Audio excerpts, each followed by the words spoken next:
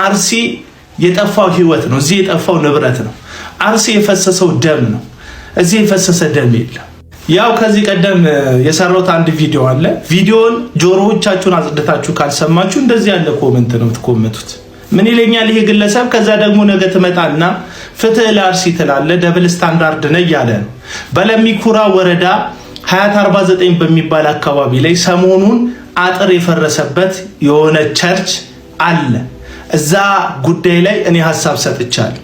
እዛ ጉዳይ ላይ ህግ የሚመለከተውን ውሳኔ የወሰደ ህግ አካላት በህግ የተጻፈውን ጉዳይ ተከትለው ህግን አያስከብሩ የሚል አንድም አይነት ሐሳብ አልሰጠውም። ነገር ግን እዚህ ሚዲያ ላይ ያላችሁ ክርስቲያንን ብላችሁ ራሳችሁን እንደ ወንጌል ሰባኪ አድርጋችሁ ያቀረባችሁ ሰዎች ይህንን ጉዳይ ፍቅርን የምትገልጹበት፣ ኢየሱስን የምታስተዋውቁበት፣ ይቅርታ የምትሉበትን እድል አድርጉትና ተጠቀሙ። ህግ የራሱን ድርሻ ይወጣ፣ እናንተ በክርስትናችሁ የራሳችሁን ድርሻ ተወጡ የሚል ሐሳብ ነው የሰጠሁት። ጆሮዎቻችሁን አጽድታችሁ የተናገርኳቸውን እያንዳንዱን ቃላቶች ትክክል ለማዳመጥ ሞክሩ። እዚህ ጋር እየጠላኸኝ እዚህ ጋር በትክክል ልትሰማኝ አትችልም። ሐሳቤን በመጀመሪያውም ጀምሮ ለኔ ጥላቻ ስላለ በትክክለኛው መንገድ ልታዳምጠኝና ልትረዳኝ አትሞክርም። እዚህ ጋር ያለውን ጥላቻ ለጊዜውም ቢሆን ሆልድ አድርገውና የተናገርኩትን ንግግር ስማውና ምክንያታዊነቱን አመዛዝነ ልትቀበል ከሆነ ተቀበለው፣ ማትቀበል ከሆነ አትቀበል። እዚህ ጋር ግን ያነሳከው ለንጽጽር የማይመች የአርሲን ጉዳይና የአጥር መፍረስን ጉዳይ እንዴት አይነት ድፍረት ቢኖራችሁ ልታነጻጽሩ እንደፈለጋችሁ አላውቅም። ብዙዎቻችሁ ቪዲዮ ስትሰሩ ተመልክቻለሁ። በዛ ጉዳይ ላይ አርሲ ባለው ጉዳይ ላይ እየጮኻችሁ ይሄ ጉዳይ ግን ዝም አላችሁ። እዚህ እኮ የሞተ ሰው የለም ወዳጆቼ። እዚህ እኮ ደሙ የፈሰሰው ሰው የለም፣ የታረደ ሰው የለም፣ በጥይት የተረሸነ ሰው የለም። እናቶች፣ አባቶች፣ ቀሳውስት ወይም የተለያየ የእምነት አባቶች አልሞቱም። ባለቤቱን ፈረሰብኝም ያለው አካል ሱፉን ቂቅ አድርጎ ነው ስለ ፍትህ ሲናገር የሰማነው። ያ ማለት በአካሉ ላይም ሆነ በህይወቱ ላይ የደረሰ ጉዳት የለም። አሁን ንብረት ወድሟል። ስለዛ ጉዳይ ህግ ይጠይቃቸው፣ ሰዎቹን ይጠይቃቸው። ደግሞ ነው አይጠየቁም ብል የማይጠየቁበት አግባብ አይኖርም። ነገር ግን መጽሐፍ ቅዱስ ምን አለን የሚለውን ነገር እንመልከት።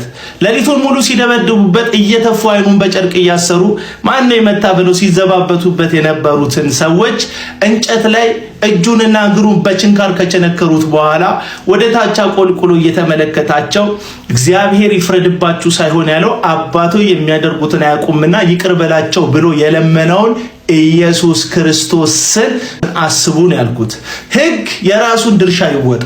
እናንተ ደግሞ በመስቀል ላይ የሞተውን ኢየሱስን ካመለካችሁ ልክ እንደ ኢየሱስ እነዚህ ሰዎች ላይ የፍርድ ቃልን በቪዲዮ ከምትሰጧቸው ምህረትን፣ ርህራይን አድርጉላቸው ነው ያልኩት። አለቀ በቃ ነገሩ። እናቱ የሞተችበትም እናቱ ገበያ የሄደችበትም ልጅ እኩል ነው የሚያለቅሱት። ምክንያቱም ደግሞ ህፃናት ስለሆኑ። ይሄንን ነገር ለንጽጽር በምን አይነት የጨለመ የጨቀየ ስነ ልቦናና ልብ እንዳነጻጸራችሁት አላቅም። አይነጻጸርም። አርሲ የጠፋው ህይወት ነው። እዚህ የጠፋው ንብረት ነው። አርሲ የፈሰሰው ደም ነው። እዚህ የፈሰሰ ደም የለም። እና እንዴት አይነት ድፍረት ነው ያደረጋችሁት? ወንጀል ወንጀል ነው አውቃለሁ። ወንጀልም ግን ራሱን ችሎ ደረጃ አለው። ማስቲካ የሰረቀ ሌባና ነፍስ ያጠፋ ነፍሰ ገዳይ እኩል አይደለም በህጉም ቢሆኑ የሚቀጡት። ስለዚህ አርሲን አንስተ ካንተ ቆርቆሮና ፕላስቲክ ወንበር ጋር ልታነጻጽር የምትችልበት ድፍረት ለምን እንዳመጣ አላውቅም። አርሲ ደም ነው የፈሰሰው ወዳጅ። የበግ ደም አይደለም፣ የዶሮ ደም አይደለም የፈሰሰው፣ የንጹህ ክርስቲያኖች ደም ነው የፈሰሰው። ለዛ ፍትህ ለመጠየቅ ህሊና፣ ንጹህ ህሊና ያስፈልጋል። አምላክን የታመነ ልብ ያስፈልጋል። ስለ ፍትህ ስለ ጽድቅ ማወቅ ያስፈልጋል። በደመስማሳው በሃይማኖተኝነት ጠበህ ሌላው ላይ ግፍ ሲፈጠር ምንም ሳይመስልህ የኔ ሃይማኖት ተነካ ብቻ ብለህ ሆ ብለህ የምትል ከሆነ አባይ ሚዛን ፍርደ ገምድለ እንጂ ጤነኛም አይደለም። ይህን ኮሜንት የጻፍከው ሰው ማለት ነው። እና ይልክ እነዚህ በእድሜያቸው ተለቅ የሚሉ ወገኖች በዚህ ሰዓት ላይ በአዲስ አበባ ፖሊስ ቁጥጥር ስር ውለዋል። ያው ማህበራዊ ሚዲያ ላይ መነጋገሪያ የሆነ አንድ ቪዲዮ እነዚህን ሰዎች ምስል ይዞ ተከስቶ ነበር። እሱ ትልቅ አጥር አፍርሰው ወንበሮችን ሲሰብሩ ነበረ። አይ ቲንክ የኮንዶሚኒየም ነዋሪዎች ናቸው። ለልጆቻቸው መጫወቻና ለተለያየ ነገር ያሰቡት ቦታ ለግለሰብ ለሚመራው ቸርች ቦታው በይዞታነት ስለተሰጠ በቁጣ ተነስተው እንዳፈረሱ ነው ሚዲያ ላይ ሲዘዋወር የሰማሁትና በጣም ብዙ ሰዎች መታሰራቸው በቃ ይበል የሚያሰኝ ድርጊት እንደሆነ ጥሩ እንደሆነ ለማመልከት ብዙ ነገር ስትናገሩ ሰምቻለሁ። ስለዚህ አሁን ወይ እንደ ክርስቲያን በተለይ በመከራ ተፈትኖ የመጣን ወንጌል ተቀበለናል ብሎ እንደሚያምን ክርስቲያን እነዚህ ሰዎች ከኛ በሚመጣ ግፊት መከሰስ አለባቸው ወይ? መንግስት ራሱን የቻለ ህግን የሚያስከብርበት መንገድ ስላለው እሱን ለህግ አስከባሪዎቹ ትተንላቸው፣ እኛ ግን እንደ ክርስቲያን እነዚህ ሰዎች ላይ ጣት እየጠቆምን የተለያየ ቪዲዮዎች እየሰራን ራሳችንን የክርስቶስን ወንጌል እንደሚከተል የክርስቶስ መስቀል እንደተሸከመ ሰው ስንገልጽ የከረምን ሰዎች የምር ወንጌል ይሄን ነው ወይ ያስተማረን? አጥራችንን ሲያፈርሱ ወይም ደግሞ የሆነ ነገር ሲደርስብን ሮጠን ሰዎቹን ተመጣጣኝ ቅጣት እንዲያገኙ ወይም ጉዳት እንዲደርስባቸው የሚመጣጠን ጉዳት እንዲደርስባቸው በህግም ሆነ በተለያየ መንገድ ምላሽን እንድንሰጥ ወንጌል ያበረታታል ወይስ ለእግዚአብሔር መከራን መቀበል ወይም በዚህ ዓለም ጠላትነትን ማትረፍ እንደ ሙሉ ደስታ እንደ ሙሉ ክብር እንድንቆጥር ነው መጽሐፍ ቅዱስ የሚያስተምረው የሚለው ቻሌንጅ ለማድረግ ነው የመጣሁትና ምን ሆናችሁ ነው ክርስቲያኖች? ይሰቀሉ፣ ይታሰሩ፣ ይዋረዱ ብላችሁ ኮሜንታችሁ ልንገብቼ የአዲስ አበባ ፖሊስ የፖስተው ፖስት ላይ ክርስቲያን የምትባሉትን ሰዎች ኮሜንት አንብቤያለሁ።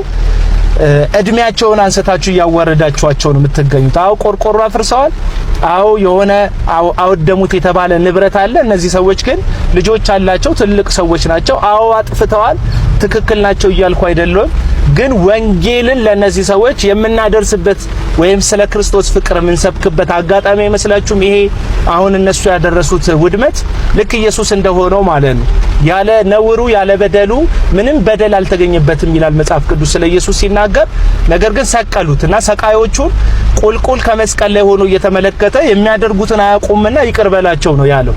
ይሄ የወንጌል ትምህርት ነው። አትለውጦ ዛሬ አንተ ቆርቆሮ ሲፈርስብህ ወንበር ሲሰበርብህ ስቀለው ረደው ጌታዬ መብረቅ አውርድበት የምትል ከሆነ ያ የተሰቀለውን ኢየሱስን አይደለም እያመለክ ያለው እየተከተልክ ያለው። በተለያየ ቪዲዮ ላይ በቃ ወንጌላውያን አማኞች ብሶት ላይ የተመሰረተ እምነት እንዳለን ከዚህ በፊት ተገፍተናል፣ ከዚህ በፊት ተዋርደናል፣ አሁን ግን የምንዋረድበት ዘመን አይደለም ምናምን ብትሉ ሰዎች ወንጌል ባህሪውን በዘመን ይቀየራል እንዴ? መንግስት ሲቀየር ወንጌል ባህሪው ጸባዩ ይቀየራል እንዴ? እና እስቲ ለነዚህ ሰዎች ምህረት አድርጋችሁ እውነተኛ ወንጌልን መከተላችሁን አሳዩ።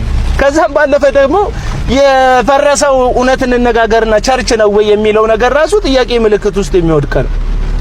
ለግለሰብ የተሰጠ አዳራሽ እውነት ነው፣ በቸርች ስም ነው የተሰጠው፣ ግን ለግለሰብ የተሰጠ አዳራሽ የግለሰብ ፍቃድ የግለሰብ ሐሳብ ሃፒ በርዝዴይ ጂሰስ ብሎ ኢየሱስ ላይ ሞክ ለሚያደርግ ግለሰብ የተሰጠ አዳራሽ ነው። እና አሁንም ቢሆን እውነት ይቅር በላቸው ያለውን ኢየሱስን የምታመልኩ ከሆነ ወንጌላውያን አማኞች ወዳጆቼ ለነዚህ ሰዎች ይቅርታ አድርጋችሁላቸው ያንን የይቅርታ ወንጌል አሳዩዋቸው።